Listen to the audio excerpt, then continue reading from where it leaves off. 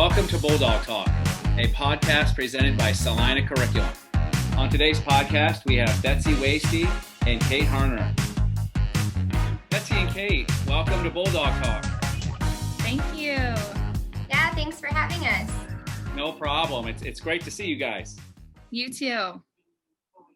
So, hey, let's just jump in right with some questions, and we'll see what you guys can share with us today.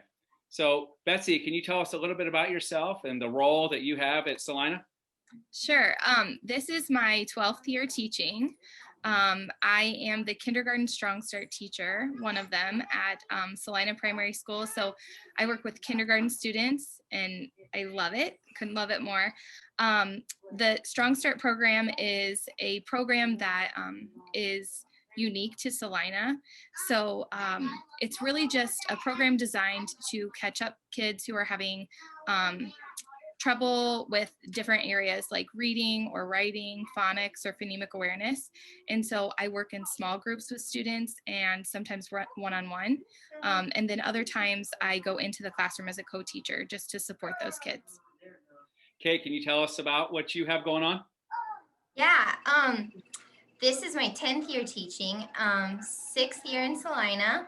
I taught first grade for 6 years, and my current role is a Title I reading teacher for 3rd and 4th grade students. So a lot like Betsy's position, I work with small groups of students who are struggling with reading, whether it be phonemic awareness, phonics, reading comprehension, and we're just trying to get those kids to close the gap in their reading. So you told us a little bit about what you do. How do you, what's a typical day like? How do you interact with other teachers in the building?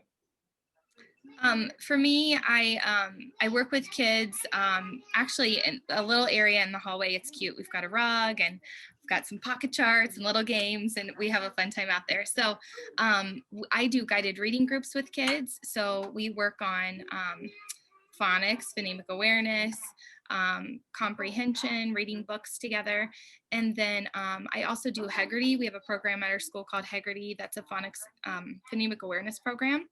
And so I do that with them. And then sometimes there are teachers, I work with a pod, so 3 different teachers. And they'll say, this student is having a hard time with sight words, or maybe this student is having a hard time with rhyming. And so I'll take students one-on-one and we play little games together. And it's really it's great because I can differentiate instruction.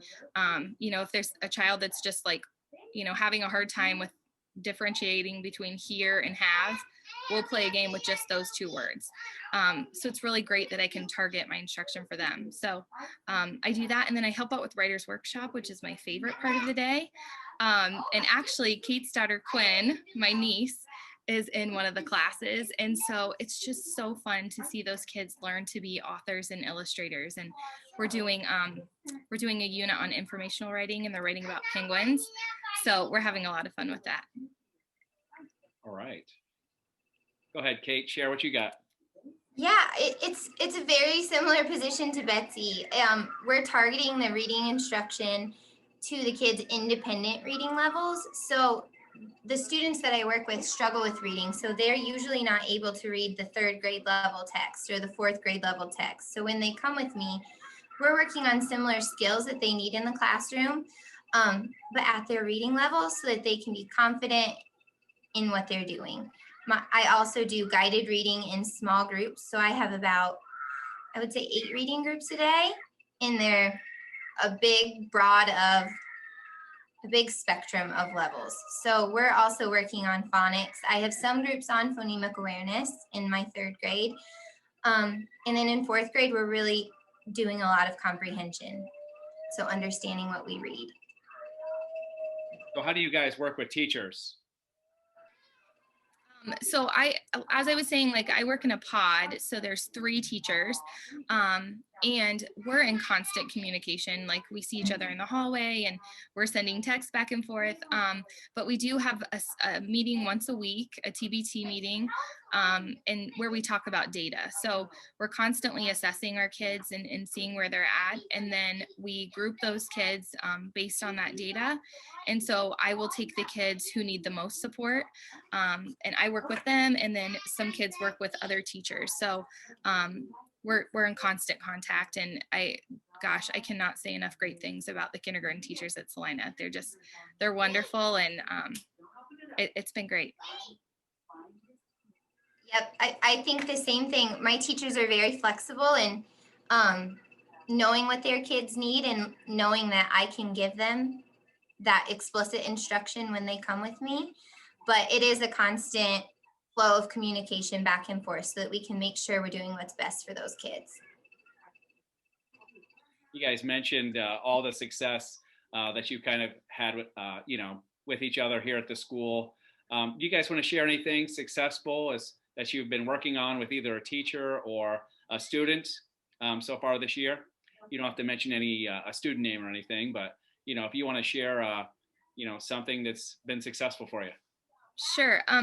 Well, one thing that I was thinking coming into this year is we all kind of had in the backs of our heads that we had gone virtual in March of last year, and some preschools had shut down and things like that. So we were kind of thinking ahead, like, we're really going to need to take it slow this year and really support these kids in ways that we haven't had to in the past.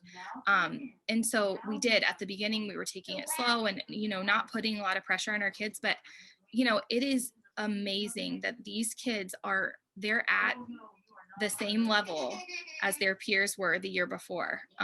Like we're doing CVC words. So like words with short vowel in the middle, like dog and cat and bat. And they're able to read and write these words just like kids have done every other year. So they're doing amazing. They're really impressing us. So yeah, that's a success story for all of us, I think. I think at the third grade level, I think one thing that has been kind of nice is we take the third grade test, the big state test in third grade, and we have that third grade reading guarantee. And this year it's not hanging over our heads as much as it has in the past, which I think has led a lot of us back to just doing really good teaching. Instead of teaching and preparing for that test, we're teaching the kids to be thoughtful readers and to think about what we read and to really just back it up. A lot of the kids that I work with aren't ready for reading comprehension. They're still working on decoding those words. And so for me, I participated in a literacy intervention book study, and that kind of helped me reshape my thinking and to stop that push on comprehension if my kids aren't reading fluently yet. Because I feel that push in third grade. I feel like, gosh, they need to comprehend, they need to take this test, and we need to get them passing. But in reality, I need to teach them to be good readers. And in teaching them to be a good reader, it's gonna go with them for the rest of their life, rather than just pass that test and move on to fourth grade. We talked a lot about your work with students and your work with other teachers. You guys are sisters, or you ladies are sisters, I should say. Talk a little bit about, how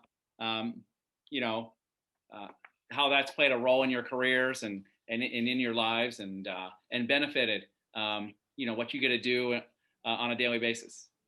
Well, I think just, Kate just really looks up to me, right? Of course. I'm just kidding. I won't put words in your mouth. We come from a family of educators.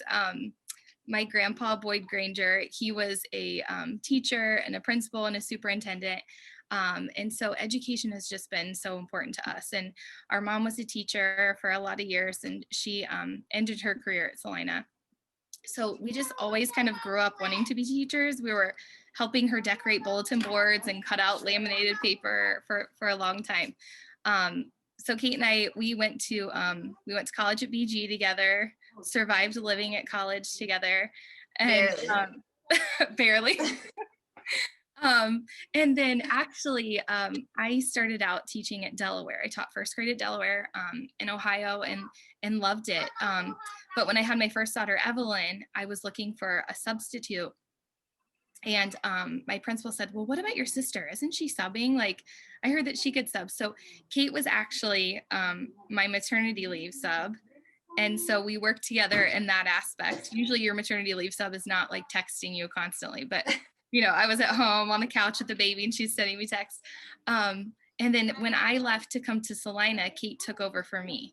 and she taught first grade at Delaware for a couple of years. So it's been great, and we share a lot of the same thinking about teaching, and really just making sure that like the teaching that we're doing is responsive. So we're never giving kids things that are too hard for them. We don't want things to be too easy for them, and so it's just a huge part of who we are, I think. It absolutely is. I think truly I did learn a lot from Betsy, and I still am. When I think my first like Kate, big off. Kate, we're recording this, so she'll be able to come back and saying that over and receipts. over. We have receipts. Dang it. Oh, go ahead. I think when I took over for her in Delaware, when I was going to when she moved to Celina, and I had the opportunity to interview for a position there, I think that's where like my love for teaching really like kicked in. I mean, I went to college for education. I knew I wanted to be a teacher, but if we're being honest, the things that we learned in college to be a teacher, they didn't really teach us to be a good teacher. When we started teaching and we learned from others, that's like what I took away. And to get the position there, I had to know what guided reading was, and I had to know what interactive read aloud was. And I didn't know what that was. I didn't learn that in college. I learned it from Betsy. And because of my knowledge in that, I was able to get that position. And we're always talking shop. Whenever we're at my parents' house, my mom was a teacher. The guys just leave the room because we're talking about school. We're passionate about it, and sometimes a little too much. We're always like, did you read that blog? Or like, did you see that article on whatever? I mean, we're nerds. Or I'm going to try this. And I think that's the biggest part of having a sister who is also an educator in very similar position to what I'm in, is she's taught me a lot, but she also isn't going to appease me because she's my sister. I have a memory from teaching at Celina in my first grade classroom, and I had a classroom full of students who were on IEPs, and it was a tough year. I was doing everything that I had done in the past, and things continued to fail. Like I continued to talk to her every day. She would stop in and I would say, "Oh, this isn't working. I don't understand why they're not getting this." And she wasn't like everybody else and said, "Oh, it's okay, Kate. Like, keep trying." She told me, you need to change your teaching. Like, what isn't working? Why isn't that happening? And that goes back to being a responsive teacher, like being able to reflect on what you're doing and to see why it's not working and changing it to meet the needs of your students. And she taught me that. And it's something that I continue to carry with me. And I think it's a quality of a great educator. Thanks, Kate. Right on. So there's a nice moment for the both of you to look back on, and thank you for sharing with that. I appreciate that. It's really cool to see you guys have such a special bond and relationship that carries over from your personal life into your professional life, and it bounces back and forth. So I think that's something that's really neat. So, thanks. Awesome.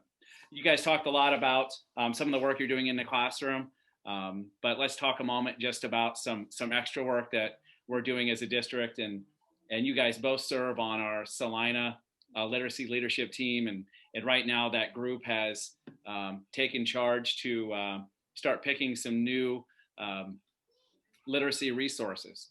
Could you guys talk a little bit about your guys' role with that team, and what's kind of happened so far? Sure. We're just so thankful that we have the opportunity to be on this team. It's really great. Like in previous years, it's just been like, grade level chairs or certain people who were on teams like this, but you opened it up to anybody in the district, anybody who felt like they wanted to be on the team. And so I really appreciated that. And we have such a great group of people who are all passionate about literacy, and we know the impact that it has on kids. And these are lifelong skills that we're wanting our kids to have. So we really have such a great opportunity to look at a lot of different resources and materials, and make visits to schools and things like that, and try to find some research-based programs or materials that we could use with our students. And I just really think that it's important that we find things that are research-based, but that make education equal and equitable for all of our kids. I know that, sometimes the kids that Kate and I work with, they just need a little extra help. And so we need to make sure that, we have things in place for those students, for all of our students. Yeah, I think that we feel super honored to be on that committee. I think that we have a good range of teachers on that committee, from classroom teachers to special education teachers to title teachers. So I think we're getting a lot of good input, and we have a lot of brains working to meet the needs of our kids. And I think with our positions, it's been a game changer coming to title from a classroom, because I have noticed some trends in what my struggling readers are missing.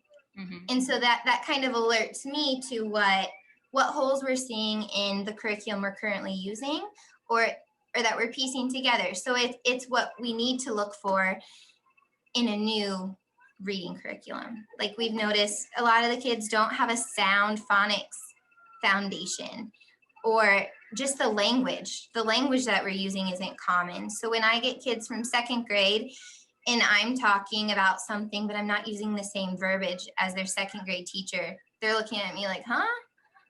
They need that to be the same. We need to continue that. And I think that's what we're really looking for as a literacy team, is to have that continuity so that these kids aren't being bombarded each year with something new. Yeah, a big part of our program is not only just selecting resources that we're looking to use, but also, as you talked about, Kate, giving all of our students an aligned experience, or an experience, to where every kid's getting, positive experiences from all their teachers. That's a big part of what we're looking to do with this program. So how do you kind of see literacy evolving over the next couple of years with what we're trying to do? Kate, you want to go ahead? Yeah, I'm really hoping that it's responsive. I hope that, like, our teachers, we get some good professional development that can help us be responsive teachers. So when we see that a kid is struggling with phonics, even though the teacher might be a third grade teacher and she doesn't have a good background of that, she knows how to intervene. And I think that's going to be huge, just knowing where to step in. And that's going to help us close that gap. So hopefully we aren't going to see this huge range of students. We're always going to have students who are struggling and students who are way up here. But my hope is that with an aligned curriculum, we can help close that gap a little bit and make it a little more equal for all students. Yeah. And like you said, like, filling in those holes. I think that's a big part. When we have that continuous instruction, and we're all using the same language and things like that, we can use our assessments and we can find out where the deficiencies are and say, okay, this child needs more targeted instruction in this area. And I really think, like, not only do we want our kids to be proficient in areas of reading and writing and, all the areas of literacy, but we want them to develop a love for literacy, because like we were saying, these are skills that they're going to take with them for the rest of their lives. And I think, that's kind of the goal. Right. Yeah. We want our students to, to be able to be positive and high functioning members of our Celina community and right. Our worldwide community. So you guys are absolutely right. So I guess I would like to say thank you for your service and your work with that team and what you guys have done so far. I greatly appreciate it. You're welcome. Thank you. Thank you. So let's just switch gears here. Do want to talk about a couple other things. We've been very lucky and fortunate to be face-to-face all year, that you guys kind of touched on a little bit earlier. What's your guys' outlook for the rest of the school year? I was just gonna say, we're just so happy to be here face to face. I have so many like friends from college and grad school who are teaching remotely, and it's such a nightmare for kids and for parents. I just, when we shut down like in March, having to homeschool my own children while also working, like, disaster. So I know how hard that is, and I just cannot, like, I can't imagine. Our parents were heroes for doing that. So yeah, it's just been great to be face to face, and this is just a really good time for kindergarten students. So like I was saying before, they're learning to read. They know their letters, they know their sounds, they can segment and blend, and these are all the skills that they need to be able to read and write independently, and they're just taking off. So this is just a really fun time to be a kindergarten teacher, because we work so hard in that first, semester, and then it all pays off. Like, it's just clicking for a lot of kids, and they gain so much confidence. So the rest of the year is just fun. It's really great. Yeah, I think the key word is just being flexible, and we're just going to keep on keeping on. I mean, the kids don't notice that anything is different, and this is the new normal. Yeah. I mean, we have masks on with our group, but we're doing the same stuff we would do before.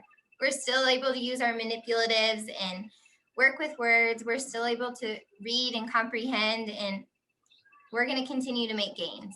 So it's going to end on a good note, not like last year.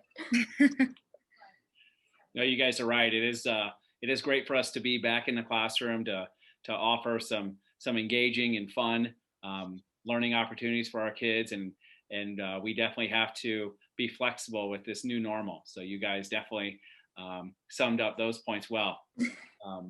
So nice job with that. Here's a moment where you guys can give a shout out, a Bulldog Bark, to some members of our school community. So let's see what you guys got. Well, in general, I just want to thank all of my colleagues, all the teachers of the school district, because they have gone above and beyond, and administrators too. I cannot imagine doing this job in this year, but we have, everybody has really just given it their all. And, we're taking safety precautions. There are people who, don't like wearing the masks, or, think all of this is annoying, but we're all doing it because we care about each other, and we really care about being here in school and doing what's best for our kids. So I just think that's great. But I will give a shout out to my sister. You're the best. And my husband, Mr. Woeste, because we work in the same school. Some people don't know this, and that poor guy has to drive to and from work and work at the same building as me. So thanks, Mr. Woeste. He's a bit of a celebrity here to our kids. Okay, I would like to give a bark out to Mrs. Kelsey Gudorf. She is killing it this year. She stepped out of her comfort zone, and she's teaching online third grade students, in addition to going back to school to get her master's. And I'm just really proud of her. She's getting her master's in reading, and she's learning all kinds of great things. And she keeps coming out to, the title teachers all share an office, and she's in here this year.